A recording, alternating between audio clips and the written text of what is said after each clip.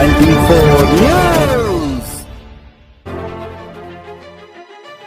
मागासवर्गीय वंचित संघातर्फे 4 मार्च 2026 रोजी मुंबई येथील आझाद मैदान येथे आपल्या प्रलंबित व विविध मागण्यांसाठी बेमुदत उपोषण तसेच प्रमुख मागण्यापैकी एक मागणी म्हणजे लोकशाही अण्णाभाऊ साठे यांना त्यांच्या सामाजिक आणि जागतिक साहित्याच्या योगदानाबद्दल त्या कामाचा विचार करत त्यांना भारतरत्न पुरस्कार मिळालाच पाहिजे, अन्यथा तीव्र आंदोलनाचा इशारा। पहा संपूर्ण बातमी आणि मांडा या बातमीबद्दल तुमचे। नमस्कार, मी विनोद शिंदे। आपण पाहता Z24 न्यूज मध्ये आपले हार्दिक स्वागत आहे। सध्या मी उभा आहे चेंबूर लोकशाहीर अण्णाभाऊ साठे उद्यान येथे आणि आपल्या सोबत आहेत मागासवर्गीय वंचित संघाचे प्रवक्ते आकाराम साठे साहेब। त्यांच्यातर्फे उपोषण होणार आहे आणि नेमकं जाणून घेऊ त्यांच्या काय प्रमुख मागण्या आहेत। सर, Z24 न्यूज मध्ये आपले हार्दिक स्वागत आहे। मागासवर्गीय वंचित संघ आहे यातर्फे उपोषण होणार आहे, त्या उपोषणाबद्दल काय माहिती द्याल? विषय असा आहे की उपोषण करण्याची आता खरोखर आमच्यावरती वेळ आलेली आहे। डॉक्टर बाबासाहेब गोखले साहेबांनी बरेच वर्ष आझाद मैदानमध्ये उपोषण केलं आणि तो रेटा काहीच त्यांच्या गतीने चालला गेला, परंतु आता इतकी मोठी अडचणीची वेळ आलेली आहे की पुन्हा आम्हाला ते उपोषण ताकदीनं करण्याची पाळी आलेली आहे। म्हणून आमचे सहकारी उपोषण करते मोहन कांबळे यांनी त्या ठिकाणी तो रेटा आपल्याला बाबासाहेब गोखलेंचा तसाच पुढे न्यायचा आहे, त्याशिवाय आपल्याला या ठिकाणी कुठलंही सहाय्य मिळणार नाही, सरकारकडून आपल्याला मदत मिळणार नाही, समाजाला कुठलीही कोणत्याही पद्धतीचं मागणी जी आहे ते मान्य होणार नाहीत। आणि विशेष म्हणजे आमची वाटेगाव येथील जी मागणी आहे स्मारकाची ती आम्ही बरेच दिवसापासून लावून धरलेली आहे, परंतु 1 वर्ष झालं आम्ही त्या ठिकाणी उपोषण केलेलं होतं। तिथले जे काही जिल्हाधिकारी वगैरे आहेत त्यांनी आम्हाला तसं लेखी सुद्धा दिलेलं आहे की बाबा तुम्हाला आम्ही या ठिकाणी स्मारक करण्यासाठी ताबडतोब हालचाली करून तो तुम्हाला स्मारक आम्ही करून देऊ।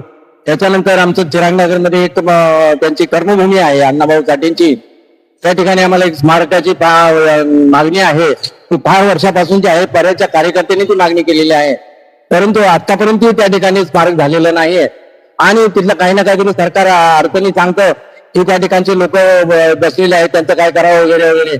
तर आमचं असं म्हणणं आहे की त्या ठिकाणी स्मारक हे जागतिक दर्जाचं व्हावं आणि तिथले जे रहिवासी आहेत त्यांचं पुनर्वसन सुद्धा त्याच एरियामध्ये तिथे जवळपास करावं।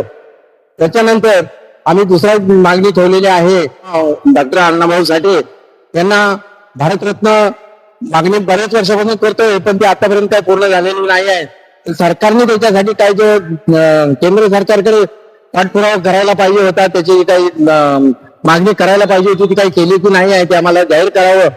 त्याच्यानंतर त्या ठिकाणी आमच्या ठाणे जिल्ह्यामध्ये लवली असतात आमचे आद्य क्रांतिगुरू आहेत, त्यांचं पूर्णकृती पुतळा आम्हाला त्या ठिकाणी हवा आहे म्हणून आम्ही मागणी केलेली आहे, ती अजून पूर्ण झालेली नाही आहे।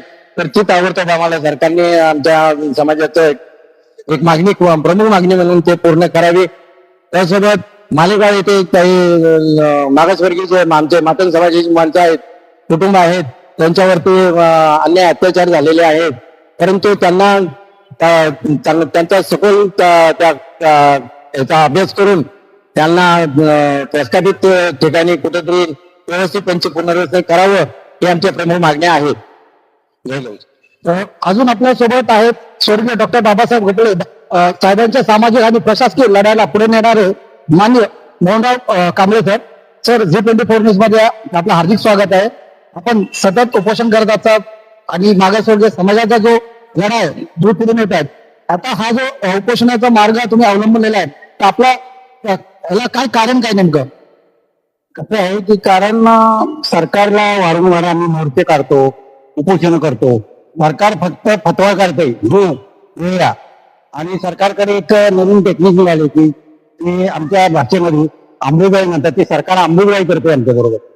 तर म्हणून आम्ही काय केलं की बरेच दिवसापासून उपोषण करतोय, मोर्चा काढले, बरेच बैठका झाल्या, लेखी आश्वासन देऊन सुद्धा मिळत ते कामगारांना।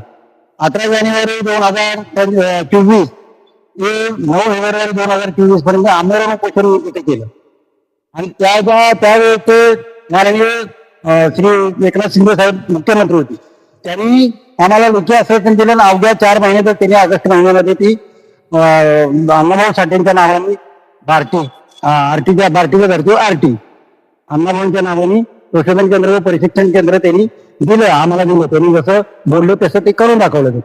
तसंच वाटेवरचा तो विषय आहे तो पण बरेच दिवसापासून मागणी आहे आमची.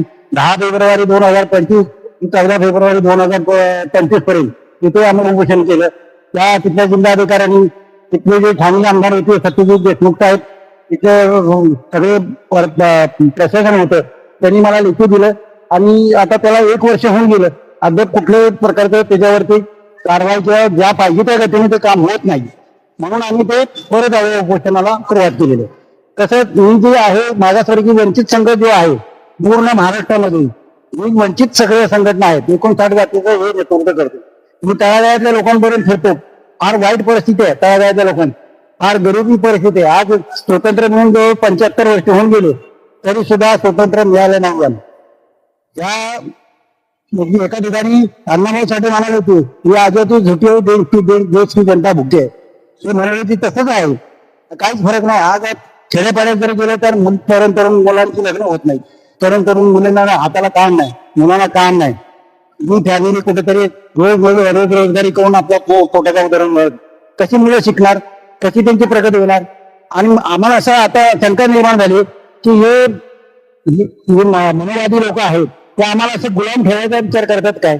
म्हणून आम्ही आता पूर्ण महाराष्ट्रात पूर्ण देशामध्ये एक संघटन उभा करून पूर्ण मागासवर्गीय लोक